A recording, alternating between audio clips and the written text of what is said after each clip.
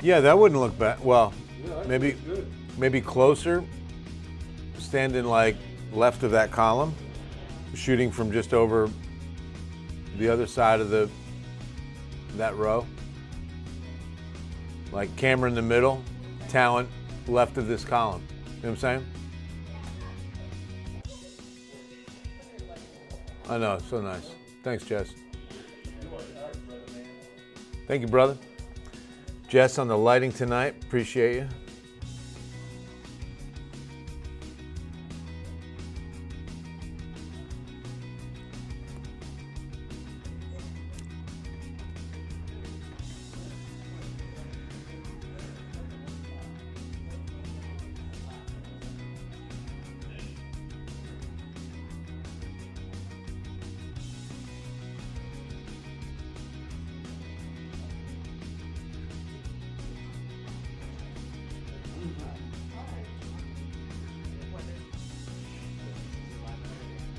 The wetter.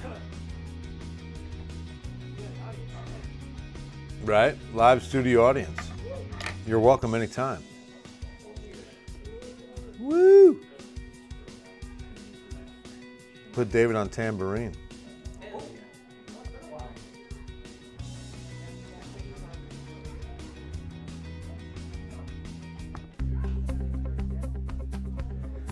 Happy Wednesday night. Bill Taylor, Ken's 5 Digital Center. Blessings to you and yours. Hope you guys are having a great evening. It is Wednesday night, so we've got to focus in on the weekend. See if we've got any leftover rain showers in the forecast. Today, a lot drier than we have been, right? I mean, we had some rain, but you can see the last of it rolling through Seguin and kind of collapsing across East San Antonio. So these are just some light rain showers between about St. Hedwig down towards Elmendorf. Nothing too significant here, just kind of clipping downtown as well. And it will move out quickly. I mean, if anybody's under this shower, it's not going to last for about another 10 minutes before it moves out from East and South Central Bexar counties. So really pretty quiet day considering what we saw on Monday and Tuesday. Notice down to the south, however, we still have a bit of a flood concern south of Houston and right along the Texas coast down towards Corpus Christi. Several counties still under a flood watch. Heavy rain, look at that, Victoria right now. Let's get in here tighter and see what we've got in Victoria. No lightning showing up, but if you're in Victoria, I know John Olson's usually on with us. You're definitely going to see some pretty heavy rain here shortly. Nothing severe, but rolling out of Edna, some pretty good rain. I would imagine some localized flooding for sure because there's just been a ton of rain over the last couple of days in Victoria. So, also down, you can see south in Atascosa County, down to Tilden and near Cotulla for some more rain there. Isolated out towards Uvalde. But yeah, not a whole lot of rain today, just isolated pockets. We had a couple of downpours early this morning, then quiet through midday before heating popped a few more. But we didn't see, we saw a little bit at San Antonio International, 0.05 of 1 inch. There's a live picture of the airport. You see a plane just coming in. 89 was the high today. And with that 0.05, let's show you what we've got now for September and for the year. August was under 0.5 inch. September, now almost 1.5 inches. Good start to the month. Good start to the month where we expect a pretty good amount of rain. Almost 4 inches is the average. In fact, the next 2 months, over the next 8 weeks, almost 7.5, or a little more actually, than 7.5 inches of rain are expected. We're in the last 4 months of the year. Can you believe it? The last 4 months of 2024. Hard to hear it that way, isn't it? So here's what's wild. Look at this number for the annual rainfall amount. 21.23. Look at how close that is to being exact on what we should have in the gauge on September 3rd, or 4th, I'm sorry. 0.04 of an inch off. 0.04 of an inch off of being the exact average for September 4th. To me, that is amazing to me. That is really close. We should have 21.19 in the gauge on average, on our way to 32.38 average. but we are 4/100ths of an inch off. Man, that's close. David, I know a guy who's addicted to brake fluid. He says he can stop anytime. Ah, you hear that? I like that one. All right, September. As I showed you, 388 monthly rain expected. Here's some of the numbers. 94, that's the current average high. By the end of the month, we'll go down to an average high of 87. And the average low is starting out right now at 73. It'll go down to 66 by the end of the month. However, we've got some 66-degree mornings in our very near future. We've got a little frontal boundary in the forecast, so exciting news there. Let's first talk about some of the rain that's still in the forecast. Hey, Lise, you're going to look at... Maybe I'll have to wear it again soon. I'll have to make sure I wear it on your birthday. How about that? All right, so here's what we've got on rainfall. Through tonight, you can see what is out there dissipates. Here's tomorrow morning, dry. So the Thursday morning commute will be nice and dry, but look at that. As soon as we get to midday, a couple of showers are expected east.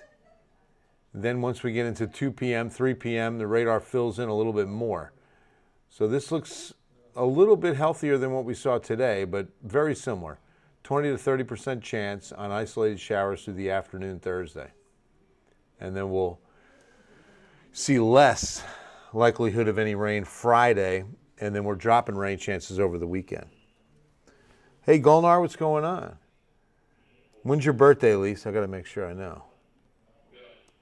All right, to the tropics we go. Now, let me tell you this first, okay?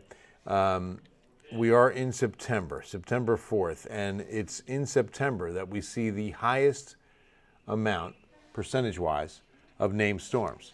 34% of the named storms we get in a year are occurring in September.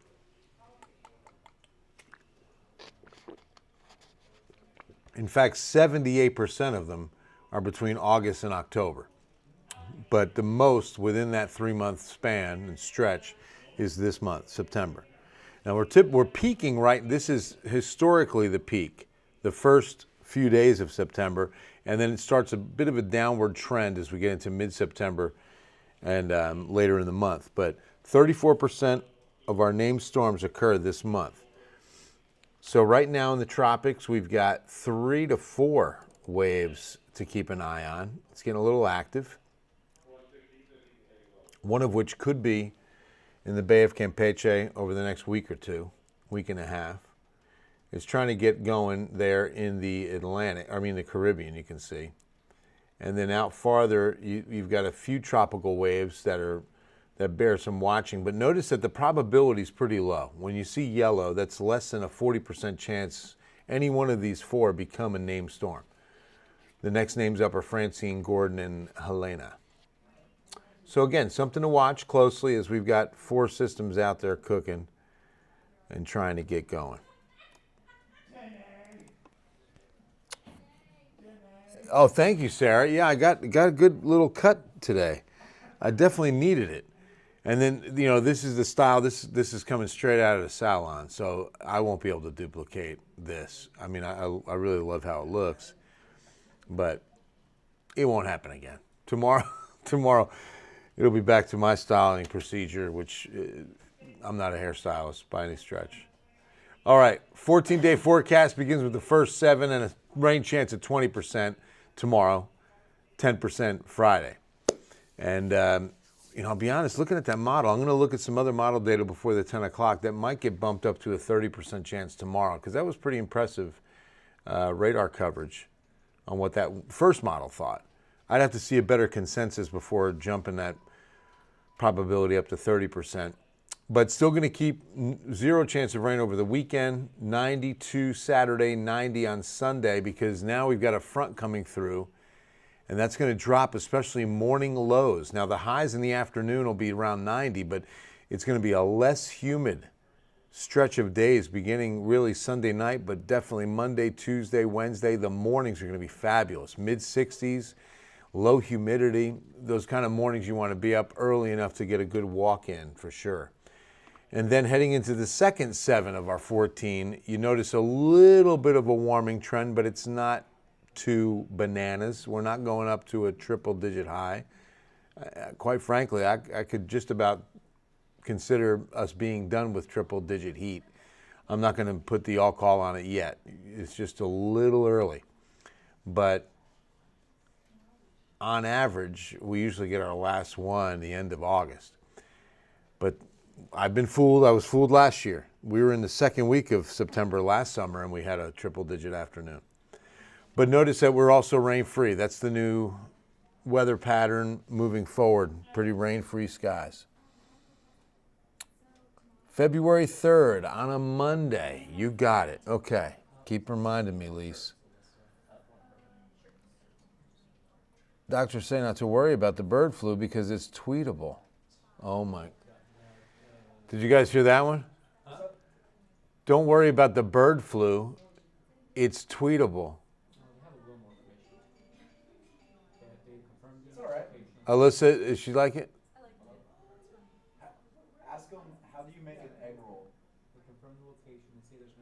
All right, David wants to ask you, how do you make an egg roll?